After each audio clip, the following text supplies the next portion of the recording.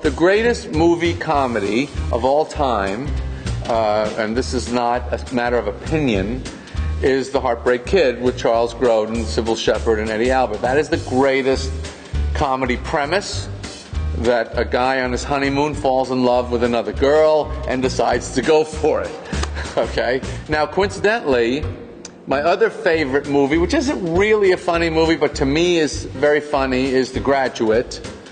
Kind of the same premise in a way. A guy is having an affair and then decides he's more interested in the daughter of the woman he's having an affair with. Another completely impossible situation. I guess it was a kind of a 70s thing. The completely unattainable woman.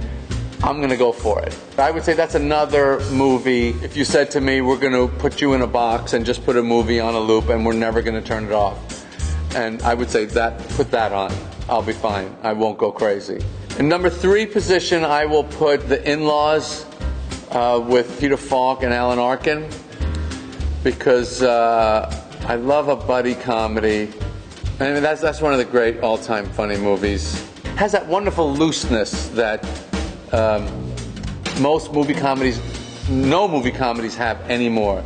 There's too much tension on these sets. They're just freaking out. Nobody's fooling around.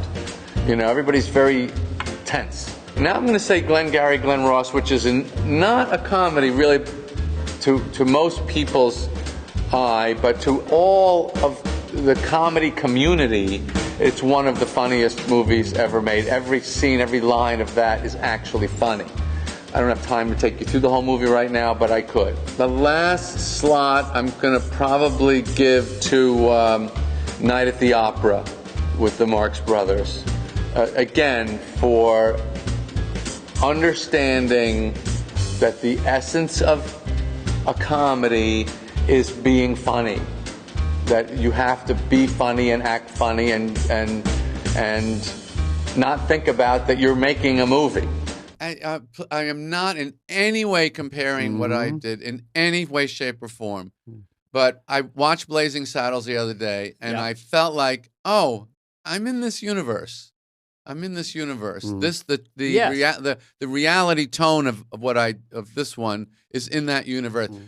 Mel Brooks having a GOV on the back of the jacket. Yeah. You know, the big band in the desert. You know, things that we know are not really happening. Yeah. But we like... Punches the horse. That was incredible. Yes. Knocks out the horse. So, I would probably have to go Marx Brothers. I think the Marx Brothers, their pacing today is still quick. Yes. You know, in the way because they worked it out. Yeah. On the tightness, on the road. the pacing, the complexity of the bits, the physical bits with dialogue. Yeah. So I would pick one of theirs. There's a few, of course, that are great. What about something like Airplane that's sort of crazy? Airplane, absolutely. You know, Manhattan, Woody.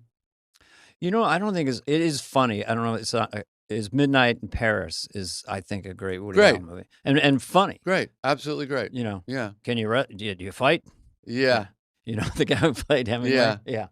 No, and you know, Owen Wilson was the perfect surrogate voice for Woody. Yeah. Incidentally.